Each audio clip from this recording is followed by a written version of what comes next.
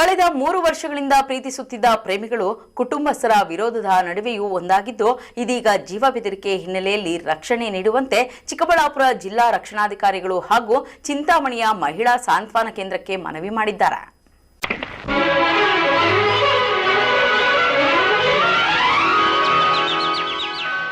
ಚಿಂತಾಮಣಿ ತಾಲೂಕಿನ ಕೊರ್ಲಪರ್ತಿ ಗ್ರಾಮದ 24 ವರ್ಷದ ಫಾಸಿಲ್ ಹಾಗೂ ಬಾಗೇಪಲ್ಲಿಯ ಕುಂಬಾರಪೇಟೆ ನಿವಾಸಿ ಸೈದಾ ಶಿಫಾ ಪ್ರೀತಿಸಿ ಮದುವೆಯಾಗಲು ಮುಂದಾಗಿರುವ ಜೋಡಿಯಾಗಿದ್ದಾರೆ. ಕಳೆದ 3 ವರ್ಷಗಳಿಂದ ಪರಸ್ಪರ ಪ್ರೀತಿಸುತ್ತಿದ್ದ ಇವರು ಮದುವೆಗೆ ಹುಡುಗಿಯ ಮನೆಯವರನ್ನ ಒಪ್ಪಿಸಲು ಸಾಕಷ್ಟು ಪ್ರಯತ್ನ ನಡೆಸಿದ್ದಾರೆ.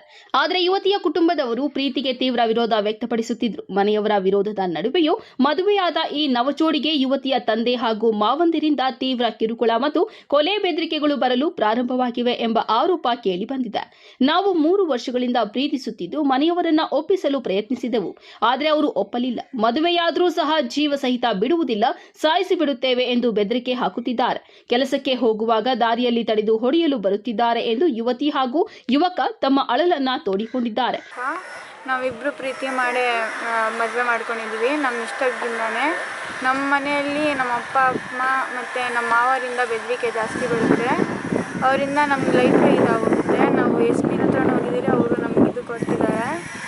ಪ್ರೊಟೆಕ್ಷನ್ ಬೇಕು ನಮಗೆ. ಅವ್ರಿಗೇನೂ ಆಗಬಾರ್ದು. ಅವ್ರಿಗೇನಾದರೂ ಆದರೆ ಅವರೇ ಜವಾಬ್ದಾರಿ.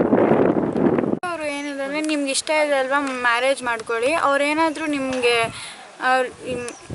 ಏನಾದರೂ ಹೊಡೆದ್ರೆ ಮತ್ತು ನೀವು ಕಂಪ್ಲೇಂಟ್ ಕೊಟ್ಟರೆ ಅದಾಗುತ್ತೆ. ಅದ್ರ ಮುಂಚೆನೇ ನಾವು ಕಂಪ್ಲೇಂಟ್ ಇದು ಮಾಡೋಕ್ಕಾಗಲ್ಲ ಅಂತ ಹೇಳಿದ್ರು. ನನ್ನ ಹೆಸರು ಫಾಸಿಲ್, ಇವಳ ಹೆಸರು ಸೈಯದಾ ಶಿಫಾ. ನಾವು 3 ವರ್ಷದಿಂದ ಮೊಹಬ್ಬತ್ ಮಾಡ್ತಾಯಿದ್ದೀನಿ. ಬಟ್ ಅವ್ರ ಮನೆಯಲ್ಲಿ ಒಪ್ಕೊಳ್ತಾ ಇಲ್ಲ. ನಾವು ಬಿಟ್ಟು ಅಲ್ಲಿ ಅವರು ತೀರ್ಮಾನ ಮಾಡಿಬಿಟ್ಟು ಬಾಗೇಪಲ್ಲಿ ಸ್ಟೇಷನ್ಗೆ ಹೋಗಿ ಅಂತ ಹೇಳ್ತಾರೆ. ಇವಾಗ ನಿಮ್ಗೆ ಯಾರಿಂದ ತೊಂದರೆ ಆಗ್ತಾ ಇರೋದು? ನಿಮಗೆ ಅಂತ ಇವರಪ್ಪ ಏನಾಗ್ತಾ ಇದೆ ತೊಂದರೆ? ಅವರಮ್ಮ, ಆಮೇಲೆ ಇವ್ರ ಮಾಮ ಅವರ ಏನಾಗ್ತಾ ಇದೆ ತೊಂದರೆ ಅಂತ? ಅವರು ಬೆದರಿಕೆ ಮಾಡ್ತಾ ಇರೋದು. ಏನಂತ ಬೆದರಿಕೆ ಆಗ್ತಾವ್ರೆ?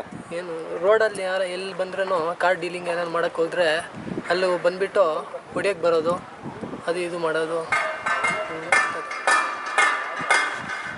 ಅರ್ಥನ ನಾ ఈ మరదాలు కూతురు అమ్మ అర్థమాన నా బిడ్డకి వీళ్ళు టార్చర్ పెడతా ఉంటారు.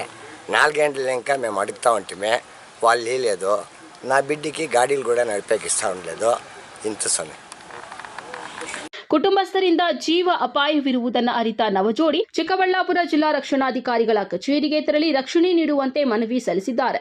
ತದನಂತರ ಚಿಂತಾಮಣಿ ನಗರದ ಆಶ್ರಯ ಬಡಾವಣೆಯಲ್ಲಿ ಇರುವ ಮಹಿಳಾ ಸಾಂತ್ವನ ಕೇಂದ್ರಕ್ಕೆ ಆಗಮಿಸಿ ತಮಗೆ ಸೂಕ್ತ ಭದ್ರತೆ ಕಲ್ಪಿಸುವಂತೆ ಮನವಿ ಮಾಡಿದ್ದಾರೆ. Aslam Pasha, MMTV news, Chintamani.